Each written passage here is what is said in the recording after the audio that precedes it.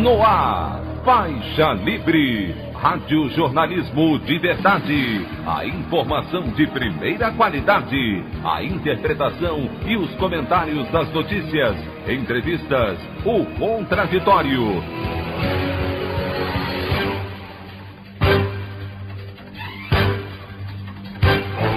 Tudo para aproximar você cada vez mais da realidade do Brasil e do mundo. Apresentação: Anderson Gomes. Produto Interno Bruto Brasileiro recua 0,1% no segundo trimestre, mesmo com a pandemia em queda, e evidencia desastre do discurso ultraliberal e da falta de incentivos do governo federal à economia. CPI da pandemia aprova a quebra de sigilos do motoboy que sacou mais de 4.700.000 reais para a empresa que prestava serviços ao Ministério da Saúde. Supremo Tribunal Federal suspende mais uma vez julgamento de marco temporal para demarcações de territórios indígenas. Essas e outras notícias da edição desta quinta-feira, 2 de setembro do ano de 2021, do programa Faixa Livre.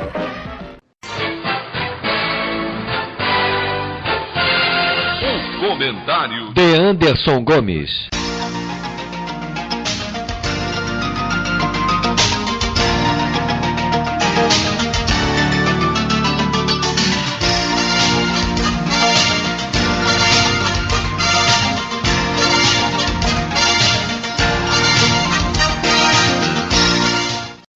Bom dia, ouvintes.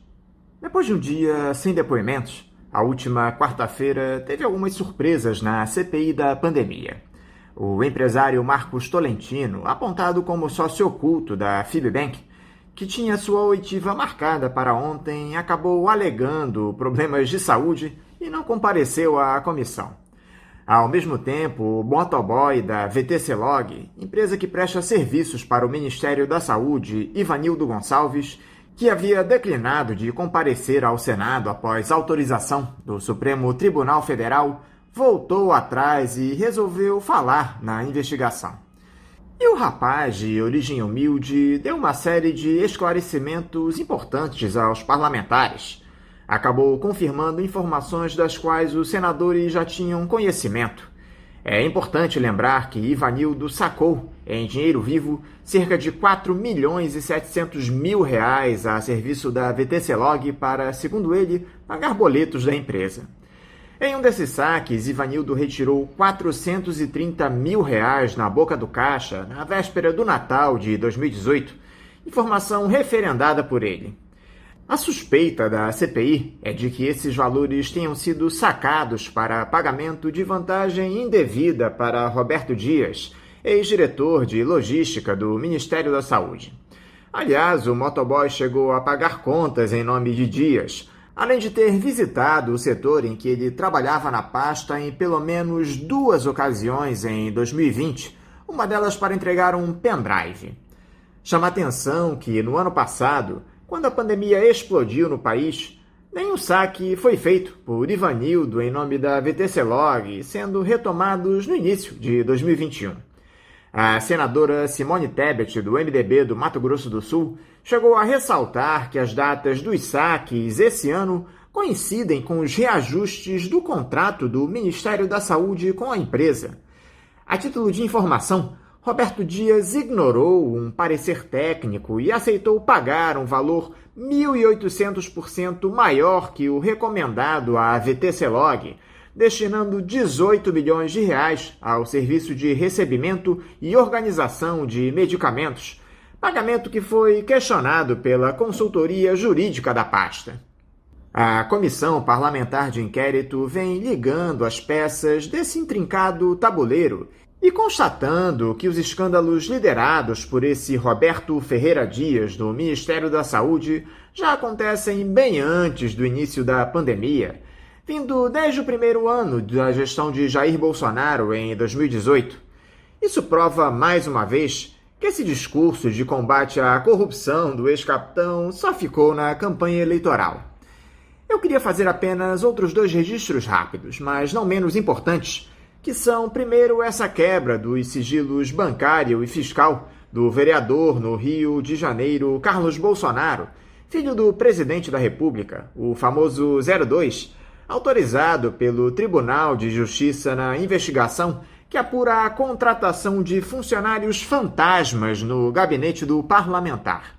O Ministério Público do Rio levantou a possibilidade da existência de um esquema de rachadinha, semelhante ao que ocorria no gabinete do irmão e então deputado estadual Flávio Bolsonaro na Assembleia Legislativa Fluminense. Está mais do que claro que esse era o modus operandi da família do presidente para tirar proveito ilícito da atividade política.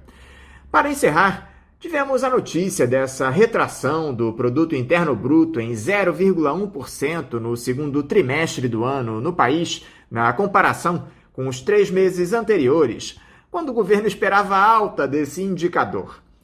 A queda foi impulsionada pelo setor de agropecuária, que registrou perdas na casa dos 2,8% no período. Nós vamos tratar a respeito desse tema com profundidade no programa nos próximos dias.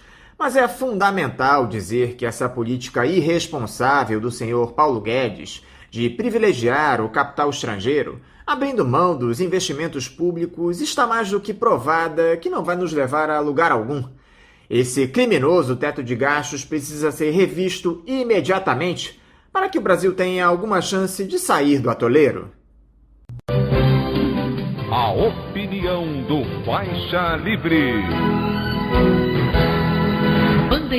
Bandeirantes, 1360. Estamos apresentando Faixa Livre. Voltamos a apresentar Faixa Livre.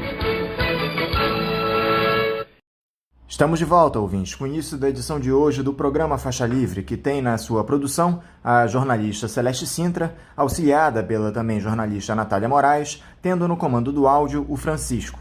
Meu bom dia a todos. E meu bom dia também a você, que pode aqui participar nos enviando mensagens eletrônicas para o endereço ouvinte@programafaixalivre.com.br ou ainda registrando suas participações diretamente nas nossas redes sociais. No Facebook, nossa página é o Programa Faixa Livre. No Twitter e no Instagram, para deixar o seu recado, basta seguir os perfis @PGMFaixaLivre. Lembrando que as participações por telefone estão inviabilizadas, pois durante o período da pandemia do novo coronavírus, nosso programa está sendo gravado no dia anterior à sua veiculação. Pedimos desculpas aos nossos ouvintes que costumam interagir conosco desta forma, mas foi a maneira encontrada pela equipe do Faixa Livre para mantê-los informados sobre o que acontece no país e no mundo com essa nossa visão crítica e, ao mesmo tempo, preservando a saúde dos profissionais que levam o programa ao ar. O Faixa Livre pode ser acompanhado também pelo nosso aplicativo para celulares com sistema operacional Android. O nome do aplicativo é Programa Faixa Livre. Os ouvintes também têm acesso à transmissão pelo nosso site, o www.programafaixalivre.com.br, ou pela página da Associação de Engenheiros da Petrobras, a AEPET, uma das nossas entidades patrocinadoras, no www.aepet.org.br. Para quem perdeu alguma das edições ou quer ouvir novamente o Faixa Livre, os áudios das entrevistas e editoriais estão disponíveis no nosso podcast, nos aplicativos Spotify, Deezer e Castbox.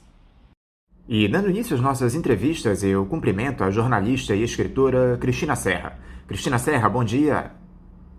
Bom dia, Anderson. Bom dia, ouvintes do Faixa Livre. Um prazer estar mais uma vez aqui com vocês para a gente bater um papo. Obrigada pelo convite. Cristina, muito obrigado por você mais uma vez estar aqui conosco no Faixa Livre.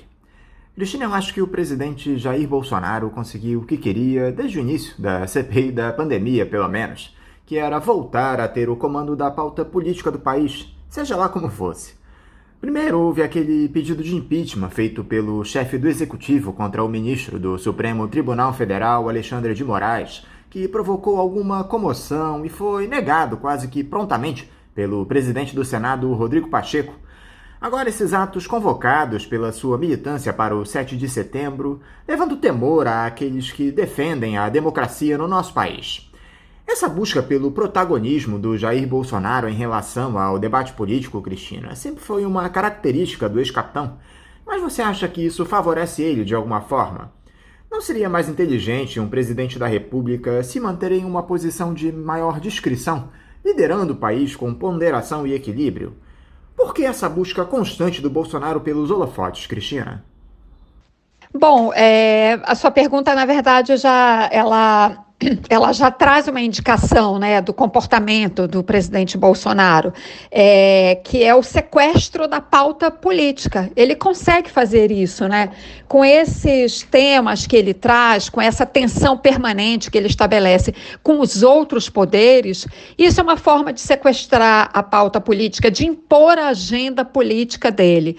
É claro que eu vejo muito blefe embutido nisso, mas a gente não pode ignorar que, de fato, ele é uma pessoa autoritária e que ele, certamente, se tivesse condições para tentar um ato, uma aventura golpista, né, tentar concentrar mais poderes, enfim, e impor um governo em que ele não precisasse ouvir mais de ninguém, nenhuma outra instituição, não fosse obrigado a se relacionar com os demais poderes, é claro que ele preferiria uma situação, né, de ditadura, de poder absoluto, mas ele sabe que não pode conseguir isso, não tem condições para isso, né? Você mencionou o pedido de impeachment do ministro Alexandre de Moraes, que foi prontamente rechaçado pelo presidente do Senado, e assim será se ele apresentar outros pedidos de impeachment de ministros do Supremo. Ele disse que apresentaria contra o ministro Luiz Roberto Barroso e não apresentou, certamente, porque vai ser rechaçado novamente.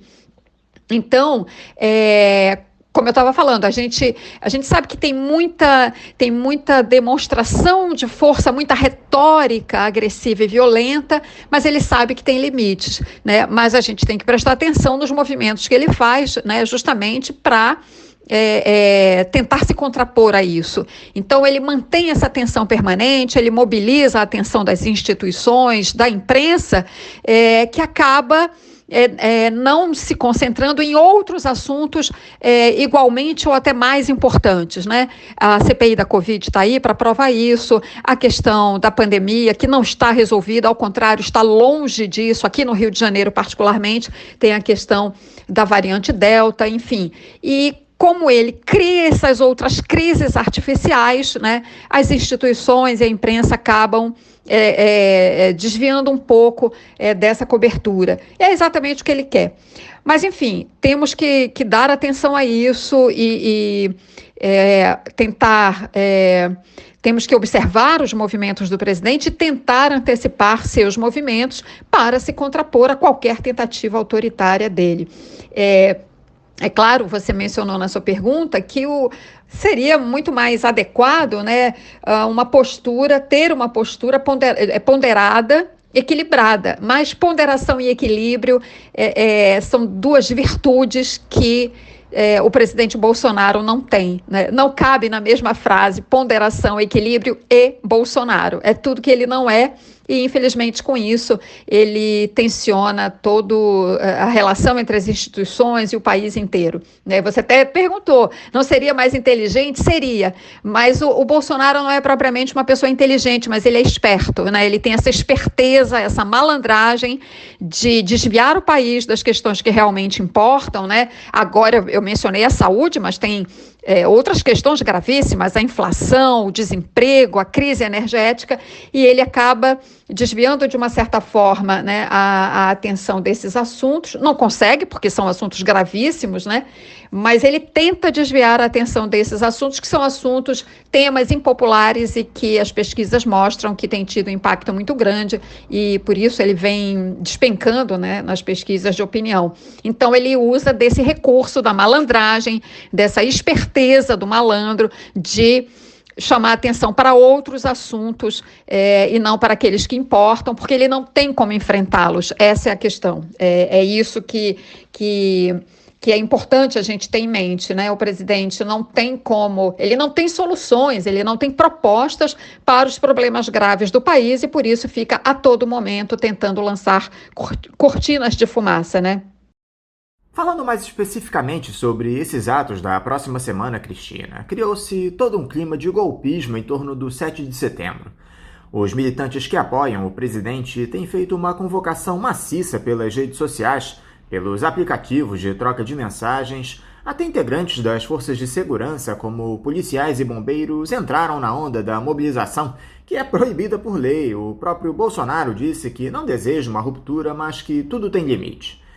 Essa turma fala abertamente em invadir o Supremo Tribunal Federal e o Congresso, promovendo um autogolpe, e o silêncio desses militares que estão no primeiro escalão do executivo parece validar esse discurso atentatório do bolsonarismo. O que você espera desse dia da independência, Cristina? Essa possibilidade de atentado às instituições é algo que está no radar? Esses protestos convocados para o 7 de setembro, de fato, têm nos causado grande preocupação, né? Mas vamos lá, vamos por partes, algumas questões que a gente tem que ponderar. Tradicionalmente, no 7 de setembro, né, há muitos anos, é realizado o Grito dos Excluídos, que seria engrossado nesse ano agora, em 2021, com protestos da oposição, os protestos do Fora Bolsonaro, esse movimento que tem feito manifestações importantes, na média aí de uma vez por mês, para manter, né, essa situação de expressar a nossa insatisfação, né, manter essa pressão, digamos assim, e mostrar, olha, tem oposição ao governo Bolsonaro. Foi uma coisa que demorou a acontecer por causa da pandemia, né, foi uma discussão que tomou muito tempo dos movimentos sociais, porque havia, obviamente, o temor de provocar aglomerações e facilitar ainda mais o contágio do coronavírus. Os movimentos sociais tiveram sabedoria de esperar isso. Quando a situação começou a melhorar em função da vacinação, né, as ruas começaram a ser ocupadas e esses movimentos vinham crescendo, e até que veio, então, havia essa previsão já, né, de uma grande manifestação no 7 de setembro, mas aí a extrema-direita se contrapôs, dizendo também que vai para as ruas, e de fato eles vão, e tem muito dinheiro, estão fazendo grandes convocações, e vai ter ônibus chegando, né? Eles estão se concentrando principalmente em Brasília e São Paulo. E se fosse só uma manifestação, uma concentração de pessoas favoráveis ao presidente, mas não é isso, é muito mais do que isso, né? É uma manifestação claramente golpista contra o Supremo. Eles estão tentando atenuar um pouco esse discurso, né? Possivelmente para não serem enquadrados, né, como criminosos atentando contra a democracia e as instituições democráticas. Mas, evidentemente, não é apenas um ato a favor de Bolsonaro, é um ato contra a democracia e com esse estímulo às pessoas se armarem, que o presidente faz a todo momento, e com esse dado extremamente grave que você levantou, que são, inclusive, policiais militares da ativa se manifestando e dizendo que vão participar desse movimento. Então, isso é de extrema gravidade. O caso daquele comandante da Polícia Militar, um comandante da ativa em São Paulo, que se manifestou, foi afastado pelo governador João Dória, mas o que ele fez é uma transgressão disciplinar tão grande que aquilo ali, o afastamento ali não basta, ele deveria ter sido preso, né? Quando isso acontece nas Forças Armadas, ou acontecia pelo menos, hoje não, porque a situação está toda aí muito confusa, mas em outras situações históricas em que o Brasil já viu esse tipo de comportamento de militares, e isso enseja imediatamente a prisão, uma prisão temporária, mas uma punição muito clara. E isso o governador João Dória de São Paulo não fez. Afastou, ele está sendo, o coronel lá está sendo investigado. Mas, enfim, o estrago já está feito, né? Porque isso manda um sinal para as tropas de que, sim, os policiais militares podem se manifestar politicamente, participar de manifestações, etc. Então, isso é gravíssimo, é um dado novo que até então não tinha aparecido com essa evidência toda. Então, isso tudo, né, só para citar assim, alguns aspectos desse 7 de setembro, isso tudo que a gente está mencionando aqui reveste de enorme gravidade e de expectativa e de tensão essa manifestação do próximo 7 de setembro, e isso provocou nos movimentos de oposição, né, nas esquerdas, enfim, muitas dúvidas e uma discussão interna, se é o caso de manter os protestos de rua também. Tem gente que acha que deveria ser feito uma espécie, assim, um recuo estratégico e depois do 7 de setembro os movimentos de oposição voltarem a ocupar as ruas para não ter nenhum risco de confronto, de conflito, enfim, ninguém cair em algum tipo de provocação que os bolsonaristas possam fazer. E há aqueles que defendem que as pessoas compareçam às ruas com todo cuidado, não caindo em provocação, mas que não deixem as ruas serem tomadas apenas pelos bolsonaristas. É uma situação delicada, exige muita responsabilidade, muito equilíbrio, né? Quem for às ruas deve ter esse cuidado extremo de não aceitar provocação, manter distância, ficar cada um no seu campo. No caso de São Paulo, que é a maior vitrine desse tipo de manifestação, a segurança pública tem feito reuniões, né, com os comandos desses movimentos, pedindo que realmente se mantenham afastados e que não haja confrontos, que é o que a gente espera, mas enfim, é uma situação extremamente delicada, que, como eu disse, vai exigir dos organizadores desses atos, né, uma grande capacidade de organização para manter distância, e eu falo isso pelo pessoal da esquerda, obviamente, porque esse pessoal da extrema-direita só se pode esperar violência, que é o que eles querem, né? É exatamente nisso que eles apostam, no confronto. Então, eu espero que o comando dos atos da oposição tenha bastante equilíbrio e serenidade e consiga, já que vão manter o protesto, no caso de São Paulo, em outro lugar, que não na Paulista, no Anhangabaú, que mantenham um protesto importante, contundente, mais sereno e sem nenhum tipo de confronto físico.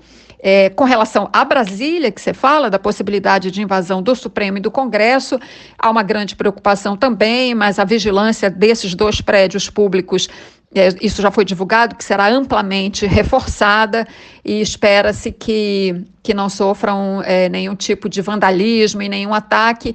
E eu acho, assim, a gente pode esperar por parte da extrema-direita, sim, vai ser um protesto muito grande, mas, como eu disse, eles já estão moderando a linguagem, o discurso, né, para ser um ato a favor do presidente, mas não necessariamente um ato antidemocrático, porque o Supremo tem reagido a isso fortemente e certamente essas pessoas têm manifestado uma preocupação também de não terem que responder criminalmente, né, por atos antidemocráticos. Então, talvez isso ajude a conter, né, esse ímpeto violento e criminoso da extrema-direita. Esperamos que seja assim, embora a gente não possa ter certeza absoluta com relação ao resultado desse dia de protestos. E a eventual presença de policiais militares nessas manifestações pró-Bolsonaro, Cristina, como deve ser analisada? Está claro que muitos desses integrantes das forças de segurança dos estados apoiam o presidente, só que a participação deles enquanto nativa em atos políticos é proibida. Dá para esperar uma postura republicana e coerente ao texto constitucional desse pessoal, ou um levante das polícias tende a acontecer? Os bolsonaristas são maioria nas corporações policiais? Eu não diria, Anderson, que os bolsonaristas são maioria nas corporações policiais. As corporações policiais, as forças de segurança de uma maneira geral, e aí a gente pode incluir, além das polícias militares, bombeiros, polícias civis, Polícia Federal, Polícia Rodoviária Federal e Forças Armadas, uma coisa separada, a gente coloca isso aqui de lado temporariamente aqui na nossa conversa, mas em se tratando de forças de segurança, eu diria que há bolsões muito grandes, setores nas forças de segurança que são bolsonaristas, radicalizados, né, enfim, pessoas de extrema direita, que estão totalmente, estão com o presidente, né, para o que der e vier, digamos assim. Mas não creio que seja a totalidade, né? A imprensa tem mostrado vozes dissonantes, né? Enfim, dizendo que essas manifestações de oficiais da ativa estão erradas, têm que ser punidas e tal. É como a gente já mencionou aqui, é um dado novo, a gente precisa observar como é que vai ser essa participação, né, desses policiais militares. É uma transgressão disciplinar, sem dúvida, que deveria ser rigorosamente punida. Mas, assim, o que me parece, né, a gente sabe que os governadores não têm um controle total sobre as suas forças de segurança. Certamente, aqueles governadores comprometidos, né, com o equilíbrio, né, no país, com a serenidade, que não apostam nesse confronto, não querem o confronto, melhor dizendo, certamente, e são aí, eu estou me referindo, obviamente, a governadores comprometidos com a democracia, com a normalidade institucional, certamente eles estão fazendo gestões, né, no âmbito dos seus governos, com os seus secretários de segurança, para que esse movimento de policiais seja contido, né? Mas a gente sabe que é difícil, né, até por situações prévias que a gente já viu, no caso de rebeliões, né, motins de policiais no Ceará, Pernambuco, quando teve aquela manifestação, a maneira como a polícia militar agiu em Recife, enfim, esse comportamento agora desse coronel da Polícia Militar de São Paulo. Tudo isso emite sinais extremamente preocupantes, né? No caso desse coronel da Polícia Militar de São Paulo, como eu falei, eu acho que a punição deveria ter sido mais forte, né? Mas, enfim, cada estado também tem uma situação, né? Mas, enfim, eu espero e acho que, sinceramente, os governadores terão um papel muito importante, né? Assim como os seus secretários de segurança, os comandos dessas forças estaduais, certamente estarão agindo para conter, evitar qualquer excesso. Mas é um dado novo, uma incógnita, na verdade. Dificilmente alguém consegue ter a temperatura, digamos assim, dessas tropas. E esse, como a gente já mencionou aqui, é uma grande novidade e é um dado extremamente preocupante para a gente observar nesse 7 de setembro. Eu não imagino um levante, como você perguntou, mas também para ter uma situação de caos, de distúrbio, de desordem pública, né, não precisa a força inteira participar, basta um pequeno grupo, né, são homens armados, então isso, obviamente, é um fator que detona uma situação, né, que pode detonar uma situação de instabilidade. Basta que alguém mais ousado, né, ou desequilibrado tente um ato aí meio deslocado para provocar uma situação de desordem que justifique uma medida de força, por exemplo, por parte do presidente, digamos, né? Essa é uma situação possível, né? Mas, enfim, como eu falei, eu espero que os governadores, com relação às forças de segurança estaduais, atuem, né? E eu creio também, Anderson, uma coisa importante, as oposições não sabem o tamanho, digamos assim, do bolsonarismo, né, dentro das forças de segurança, e eu acho que o próprio Bolsonaro também não tem certeza quanto a isso, quanto à extensão, né, dessa contaminação bolsonarista nas forças de segurança. Mas é aquilo, novamente, aquilo que eu mencionei, para se criar uma situação de instabilidade, né, e de desordem pública, não precisa que todas as forças de segurança atuem em bloco. Basta um grupo de desordeiros, né, dentro desse aparelho estatal para provocar uma situação que possa levar a medidas, enfim, medidas de força por parte do governo federal. Enfim, por tudo isso, esse 7 de setembro, né, como a gente já vem falando aqui, é realmente uma situação muito preocupante que a gente vai ter que acompanhar com muito cuidado. A nossa produtora Celeste Sintra, Cristina, nos faz uma importante lembrança, que é justamente a realização do já tradicional Grito dos Excluídos, organizado há 27 anos pela Confederação Nacional dos Bispos do Brasil, a CNBB, no dia 7 de setembro, um movimento que visa, acima de tudo, contestar as mazelas sociais do nosso país. há algum risco de conflitos entre os bolsonaristas e os manifestantes que estarão no Grito dos Excluídos, Cristina? Você acha possível garantir a segurança desse pessoal ou a CNBB deve recuar nesse momento, realizando o ato em uma outra ocasião? Pois é, justamente o Grito dos Excluídos, a Celeste lembra bem, é uma marcha já tradicional, né, um movimento tradicional organizado pela Confederação Nacional dos Bispos do Brasil. Mas, enfim, em função de tudo isso que a gente está conversando aqui, né, todas essas ponderações que a gente está fazendo nesse cenário extremamente complexo que a gente está vivendo, eu não acho que não realizar o ato, né, não realizar o Grito dos Excluídos, eu não vejo como uma situação de temor, né? Eu acho que poderia até ser assim, a gente poderia até classificar como um recuo estratégico, né? E uma decisão baseada, enfim, numa postura equilibrada de quem quer paz, né?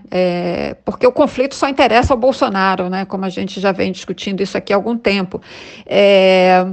Mas, enfim, essa é uma decisão muito difícil. Acho que não há consenso entre os vários movimentos de oposição, porque nós não temos uma oposição, nós temos várias oposições. Alguns estão dispostos a ir para a rua, outros não. Esse é um debate que está sendo travado. Mas no caso específico de São Paulo já está decidido que vão sim, né? Vão estar num outro local, enfim, com afastamento, que evite uma disputa pelo mesmo espaço com o pessoal da extrema-direita. Com relação à CNBB especificamente, eles também poderiam fazer esse recuo sem nenhum problema, sem nenhum prejuízo para o movimento, né, de oposição ao Bolsonaro. É isso que eu acho. Às vezes é isso, né, numa guerra, numa batalha, enfim, seja lá o termo que se use, né, como tudo também na vida, né, às vezes a gente precisa avançar, às vezes a gente precisa recuar, e o recuo não significa necessariamente uma derrota, é apenas uma decisão momentânea, um ajuste estratégico que você faz para ganhar fôlego, reunir mais forças e lá na frente ser capaz de dar um passo adiante. Mas, enfim, isso é uma decisão de cada grupo de oposição, cada um tem sua dinâmica interna também, né? E a gente tem que respeitar isso. É assim que eu vejo. Voltando a falar mais especificamente sobre a política institucional, Cristina, como é que você interpretou essa sinalização da Fiesp ao governo Bolsonaro com a publicação de um manifesto pela pacificação entre os poderes que acabou sendo postergada após o governo ameaçar tirar a Caixa e o Banco do Brasil da Federação Brasileira de Bancos, a FEBRABAN? Algumas entidades do agronegócio acabaram publicando um texto em defesa da democracia, criticando o que eles chamaram de aventuras radicais. Há quem diga que esse tipo de iniciativa do capital hegemônico é ainda muito tímida, levando-se em conta o momento de grave crise institucional provocada pelo presidente da República. Esses movimentos, tanto de parte do agronegócio como da Fiesp, apontam em que direção, Cristina? Anderson, eu acho que esses manifestos, né, esses movimentos, né, no caso, o setor do agronegócio divulgou seu manifesto, a Fiesp e a FEBRABAN não, se desentenderam, enfim, e até o momento aqui que a gente está conversando, o manifesto não foi oficialmente divulgado, circulou aí na imprensa o primeiro rascunho, mas enfim, não é uma divulgação oficial. Eu vejo da seguinte forma, qual é a direção que eles apontam? Eu acho que o que me parece claramente é que não interessa a ninguém essa situação de instabilidade que o Bolsonaro cria, né? Ele fica esticando a corda o tempo todo e isso prejudica o ambiente de negócios, né? Daí, então, agora o agronegócio se manifestar e Fiesp e FEBRABAN discutirem também um posicionamento. O que eu lamento profundamente, e até uns meses atrás, né, representantes, digamos assim, do PIB brasileiro, não foram instituições, não foram associações, como no caso da FEBRABAN, que a gente está falando, e Fiesp, foram representantes, né, desse setor, mas que assinaram individualmente uma carta, né? Ficou conhecida na época como a Carta do PIB. E eu escrevi sobre isso, lamentando profundamente a carta ser tão tardia, né? Porque àquela altura o Brasil já tinha uma quantidade inaceitável de mortos pela Covid. E agora a mesma coisa, quer dizer, o agronegócio, a Fiesp e a Febraban, né, só lançam manifestos ou discutem a possibilidade de lançar um manifesto quando o Brasil está batendo a porta dos 600 mil mortos pela Covid. Quer dizer, esses setores da elite econômica do país, né, do agronegócio, do que restou de indústria no Brasil e do capital financeiro, quer dizer, quase 600 mil mortos, nós estamos com 580 mil, isso, quer dizer, esse genocídio do povo brasileiro não foi suficiente para que essas entidades se manifestassem quando esse número já era absurdo. Nós já estávamos, acho que essa carta do PIB, a gente estava em torno de 300 mil, algo assim, mortos pela Covid, enfim. E agora nós estamos com 580 mil, e só agora, então, esses setores se manifestam agora porque realmente o ambiente de negócios para eles ficou está prejudicado, né, em função dessa retórica autoritária do Bolsonaro, enfim, porque ele tem muita retórica, né, e pouca coisa, ele não é que ele faça pouca coisa, mas ele não faz tudo aquilo que ele diz que vai fazer ou que quer fazer, né? Ele pode muito, mas não pode tudo. É sempre importante a gente lembrar isso. E as nossas instituições, com todas as falhas, mal ou bem estão aí cambaleantes, mas funcionam e conseguem conter esses arroubos dele. Então, eu lamento profundamente, para resumir bem a resposta para você, né, que esses setores da economia só se manifestem quando os seus negócios ficam ameaçados, né, por esse ambiente de turbulência institucional permanente, né. Lamento muito que eles não tenham apresentado esses manifestos antes, né, porque a situação no Brasil já está insuportável para o povo brasileiro há muito tempo, em função da pandemia, da fome, do desemprego, né, e só agora eles fazem isso, e ainda assim de uma forma bastante amena, né, diante da desgraça que a gente está vivendo, né. Na verdade, esses setores deviam se posicionar claramente pelo impeachment do Bolsonaro, mas também não fazem isso porque ainda acham que ainda podem ter alguns ganhos, né, antes do fim desse governo e antes que o Bolsonaro vá embora nas eleições do ano que vem e volte para o lixo da história de onde ele nunca deveria ter saído, né. Então, ainda não é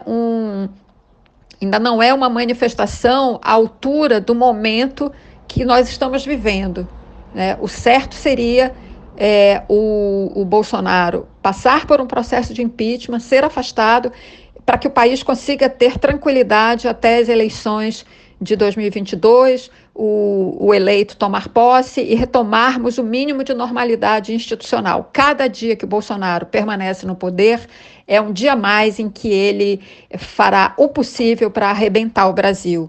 Então, esses manifestos são muito tardios, infelizmente, e não dão conta do momento que a gente está vivendo. Cristina, a parte da nossa esquerda ainda segue na defesa de aguardar as eleições do ano que vem para derrotar o Jair Bolsonaro nas urnas. Eu te confesso que temo demais que a nossa democracia não resista até 2023, quando o novo governo deve tomar posse. Eu queria que você falasse a respeito das suas impressões sobre esse tema, Cristina. Dá para esperar o pleito do ano que vem ou devemos seguir pressionando pela saída imediata do Jair Bolsonaro do Palácio do Planalto? A alternativa Mourão não poderia provocar um entendimento da nossa burguesia em torno da continuidade desse processo de destruição do Estado Nacional? O que me parece é que a única coisa que incomoda um pouco essa turma é apenas a forma e não o conteúdo do projeto urdido pelo Jair Bolsonaro até aqui. Eu sou favorável ao impeachment para ontem, né? Eu faço parte de um movimento chamado Vidas Brasileiras. Eu sou uma das signatárias de um pedido de impeachment do Bolsonaro. Esse pedido foi apresentado maio ou junho, mais ou menos, final de maio, começo de junho. Todo esse pedido foi formulado em função do genocídio, né, da pandemia. Ele é todo em cima das medidas que foram tomadas, né, a favor da cloroquina, etc., etc., e das que deixaram de ser tomadas, né, dos empecilhos que o governo criou para comprar vacina. Tudo que hoje a CPI da Covid está mostrando, tudo, né? É claro que a CPI já avançou e mostra muito mais, com muito mais evidências, provas, etc., né, o crime que foi essa condução da crise da pandemia aqui no Brasil pelo governo Bolsonaro. Então, eu realmente acho que não tem nada mais importante no Brasil hoje do que tirar o Bolsonaro do poder.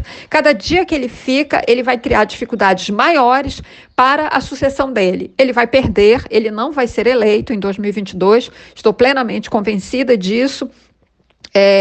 A minha dúvida é se ele vai perder no primeiro ou no segundo turno.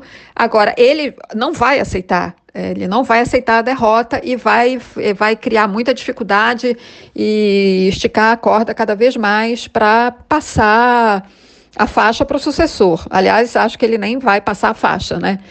Enfim, ele acho que vai tentar aí algumas medidas desesperadas. Se o Trump nos Estados Unidos foi capaz de promover aquele ataque ao Capitólio, você imagina o que o Bolsonaro é capaz de fazer aqui, né? E ele tem seguidores alucinados o suficiente para fazer esse serviço sujo para ele.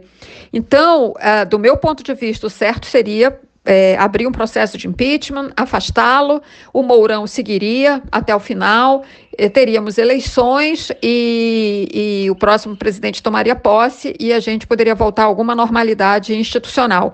Muita gente tem dúvidas sobre o Mourão, se não seria entregar o governo definitivamente para o Exército, para as Forças Armadas, e aí eu volto a essa questão. Eu não creio que as Forças Armadas sejam parceiras do Bolsonaro num golpe, num autogolpe, né, que se fala, ou num golpe dentro do golpe, né? Eu acho que as Forças Armadas, elas não têm uma unidade, uma coesão em torno desse projeto autoritário. Acho que tem representantes das Forças Armadas que são golpistas como o Bolsonaro, né, que estariam com ele num projeto autoritário, mas tem setores que não. E justamente por não haver essa unidade, não creio que houvesse essa possibilidade de um governo militar eleito ou em torno do Mourão, etc. Eu acho muito mais perigoso o Bolsonaro se manter no poder até as eleições, porque isso vai criar ele vai ter mais instrumentos, vai criar mais condições para tentar criar mais turbulência, dúvidas sobre o processo eleitoral, voltar talvez com essa história de voto impresso em algum momento, enfim, e simplesmente se recusar a deixar o palácio. Então, eu vejo dessa forma, mas, enfim, uma coisa é o que eu acho, o que eu penso, o que eu desejo, outra coisa é a realidade concreta, e a realidade concreta neste momento, não há nenhuma possibilidade de impeachment, porque tem que ser aberto pelo presidente da Câmara, ele tem esse poder, né, um hiperpoder, e está claro, neste momento, que isso não vai acontecer. O que não quer dizer que daqui a alguns meses, em função de uma mudança de conjuntura, isso não possa ser modificado, né? A conjuntura política no Brasil, ela muda tão rapidamente, né? Ela é tão volátil que é difícil fazer projeção de cenários. Por isso que eu me atenho a este momento. No momento, o impeachment não é possível, infelizmente. Agora, uma coisa importante de falar, Anderson, é que embora eu particularmente não creia que o impeachment será aprovado, mas isso não quer dizer que as mobilizações nas ruas não devam continuar, ao contrário, né? Eu acho que elas devem continuar, sim, passado esse 7 de setembro, que há todo esse temor, né, de muita confusão nas ruas, as oposições devem voltar às ruas, ao seu calendário de protestos e manter esse governo sob pressão, né? Motivos não faltam para a gente protestar e mostrar a nossa insatisfação, né? Além da Covid, né, que foi um fator que impulsionou esses protestos, nós temos questões muito sérias vindo pela frente, a questão da crise energética, a inflação e a fome e o desemprego, que são um problema gravíssimo. Então, esse governo tem que continuar sob pressão até o fim. Até o fim, com campanha eleitoral, depois, quando a campanha começar, a oposição tem que manter o governo sob pressão, e pressão se faz nas ruas, não é no mundo virtual, é nas ruas que a gente mostra a nossa insatisfação. Então, por isso que pode até ser que haja um recuo estratégico agora, eu estou conversando com muita gente, eu sei que muita gente que estaria nas ruas no 7 de setembro não vai estar com receio de confusão, com algum temor, né? Isso é compreensível. Então, se a oposição não conseguir fazer grandes manifestações agora, não quer dizer que ela não vá retomar lá na frente, que ela não poderá retomar lá na frente essas mobilizações novamente, né? Como eu falei, a gente às vezes dá um passo atrás para poder dar dois lá na frente, e essa mobilização certamente vai continuar. Eu queria encerrar comentando a situação dos povos originários, Cristina. O Supremo Tribunal Federal voltou a discutir esse marco temporal dos territórios indígenas, que vai definir, sendo bastante direto, a manutenção da existência de muitas populações no nosso país. Qual é a análise que você faz a respeito dessas discussões do marco temporal no STF, Cristina? Você acredita que os magistrados terão uma postura responsável em defesa dos direitos garantidos em Constituição aos povos indígenas? Anderson, essa questão indígena é uma causa que me mobiliza muito. Eu já escrevi várias vezes sobre esse assunto. Com relação a essa questão do marco temporal, eu só tenho uma expectativa, que o Supremo Tribunal Federal respeite o que está na Constituição. E a Constituição, no capítulo dos índios, é muito simples. O comando constitucional, a gente, sempre que se discute alguma coisa que está na Constituição, a gente tem que ir lá ler o comando constitucional, que na maioria das vezes é muito simples, não deixa margem às dúvidas, né? Os constituintes foram muito sábios em alguns aspectos. Esse dos índios, inclusive, eu vou contar aqui rapidamente uma história que eu até mencionei outro dia numa coluna minha. Na Constituinte houve um embate muito grande, né, em torno desse conceito, né, do direito dos indígenas às suas terras, aos seus territórios. E havia esse embate, obviamente, em função de muitos lobbies poderosíssimos, né, do latifúndio, das mineradoras, grandes empresas que têm interesse nessas terras indígenas, enfim, os ruralistas, e não se saía do impasse.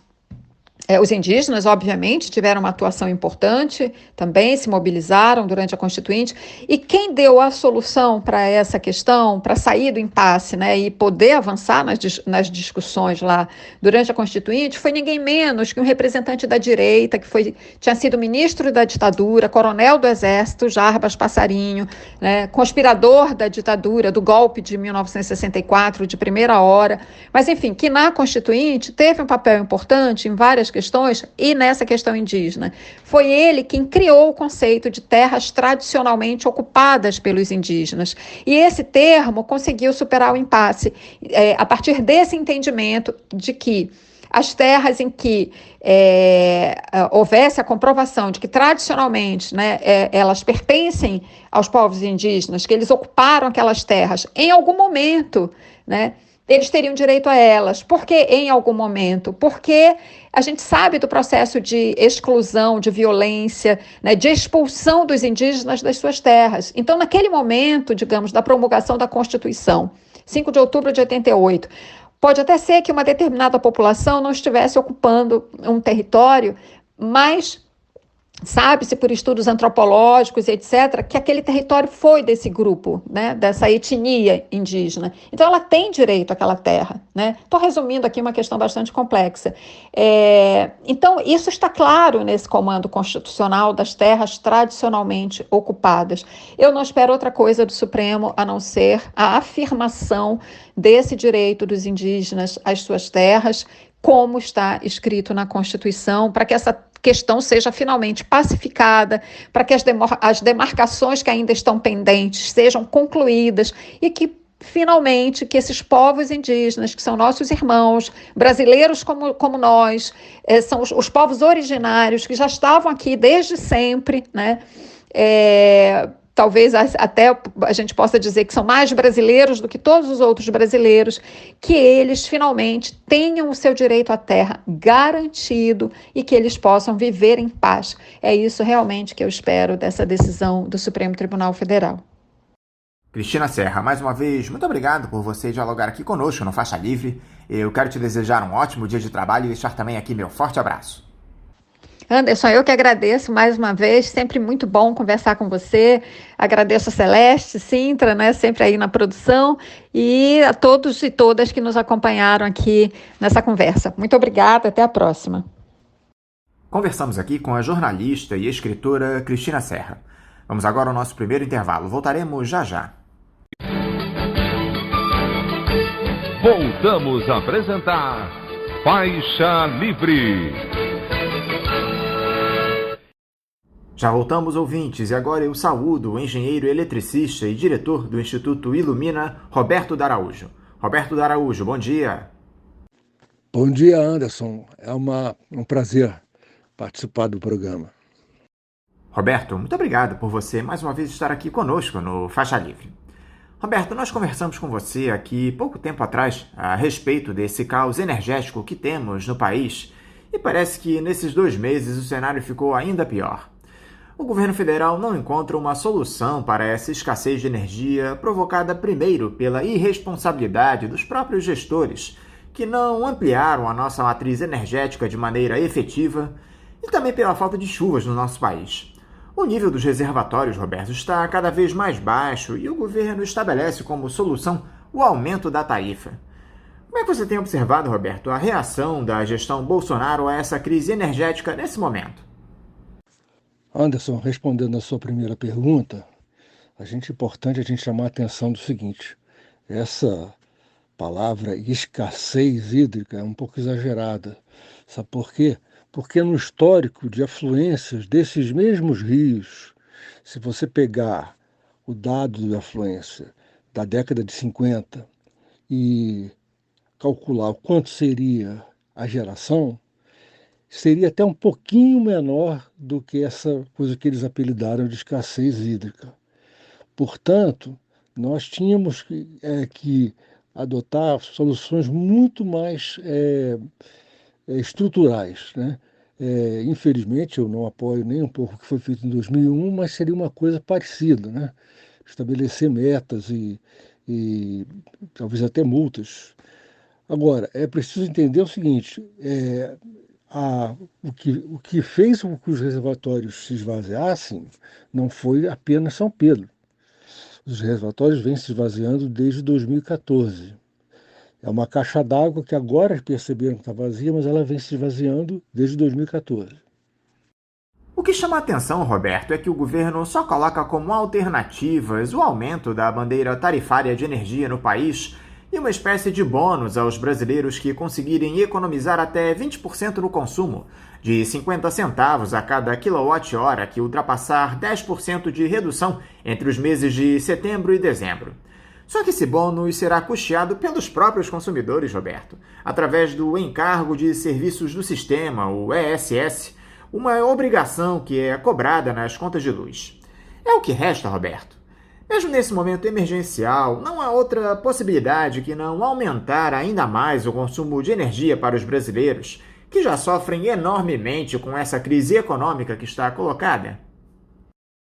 Anderson, essa bandeira tarifária é um sobrecusto sobre a tarifa, né? É engraçado chamar esse nome uma coisa diferente, sem ser tarifa, mas no fundo é tarifa.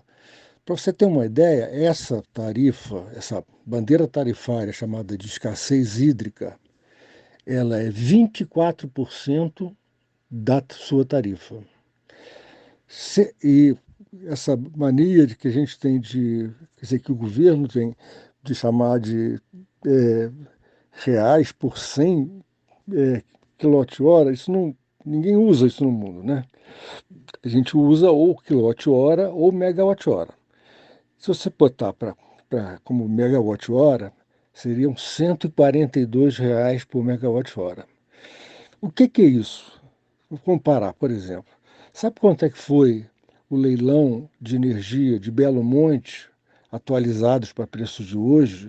R$ 90 por megawatt-hora.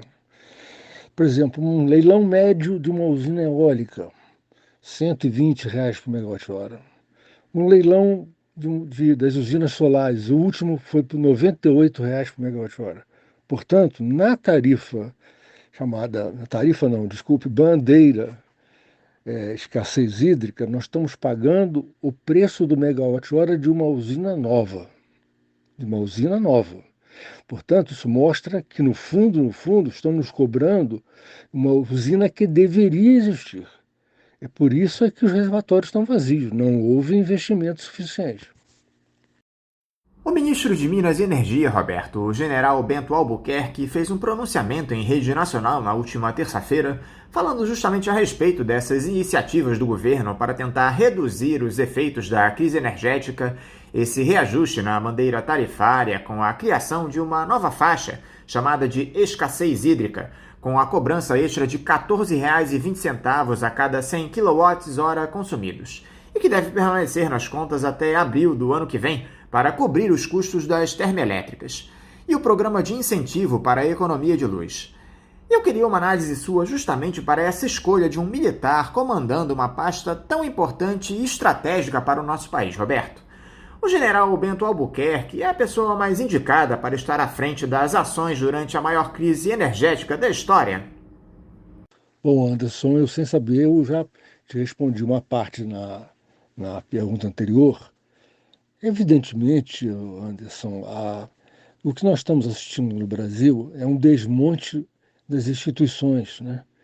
Um desmonte do planejamento. Você sabe que o setor elétrico hoje é comandado por 4 instituições: a ANEEL, a Câmara de Comercialização de Energia, a Empresa de Planejamento Energético e o Operador Nacional do Sistema. Antes de 95, que é onde começou esse modelo de mercado, onde tudo é fragmentado, né, as responsabilidades são fragmentadas, era a Eletrobras. Então, por exemplo, a coordenação entre planejamento e operação era dentro da Eletrobras. E a Eletrobras fazia isso conversando com todas as empresas. Nós, na realidade, estamos sofrendo um modelo que imita um modelo de base térmica, e que exigiu, por questões de necessidades dessa visão mercantil, dessa fragmentação. Então você tem critérios que às vezes são chocantes entre o ONS e o planejamento. E fora disso, o planejamento não é mais determinativo, né? Quando você diz que tem uma usina que deveria ter sido construída no ano tal, que devia ter funcionado no ano tal, ele é apenas indicativo. Então o setor privado simplesmente não aceita e preferiu investir em muitas térmicas. Nós quadruplicamos a potência de térmicas de derivados de petróleo, né, que são muito caras. E por isso que elas acabam esvaziando o reservatório, porque o Operador Nacional do Sistema prefere não usá-las, porque elas são caras. Ele está correto, o Operador Nacional do Sistema está correto. E ele vai adiando, até que o momento que ele tem que usar. E é o que aconteceu agora, porque não há investimentos para fazer com que os reservatórios sejam preservados. A grande questão, Roberto, é que nós estamos às vésperas do verão, estação do ano em que o consumo de energia aumenta consideravelmente por conta do calor. Há riscos de nós termos um apagão durante a estação mais quente do ano no país, Roberto? Anderson, evidentemente que nós vamos ter risco de apagão. Por quê? Porque os reservatórios estão reduzindo o volume e se reduz a altura da queda sobre as turbinas. Quando você reduz a queda da água, né, a altura da água, o peso da água sobre as turbinas, elas perdem potência. Se elas perdem potência, as usinas não conseguem gerar a energia naquele momento de maior consumo. Então pode ocorrer que haja uma queda de frequência, porque quando você perde potência, você não consegue gerar uns 60 Hz, e aí o sistema se autodesliga. Então a gente pode ter apagões. apagões que possam demorar 1 hora, 2 horas. Além disso, tem que lembrar o seguinte: o Brasil é campeão de raios.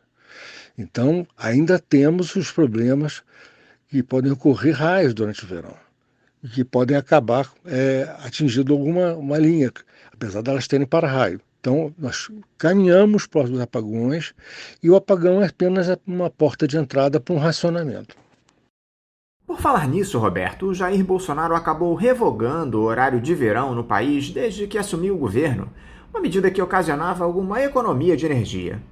Seria uma alternativa adiantar os relógios em 1 hora nos próximos meses na intenção de contornar a crise ou ao menos reduzir os seus efeitos? Qual seria o impacto do retorno do horário de verão no consumo, Roberto?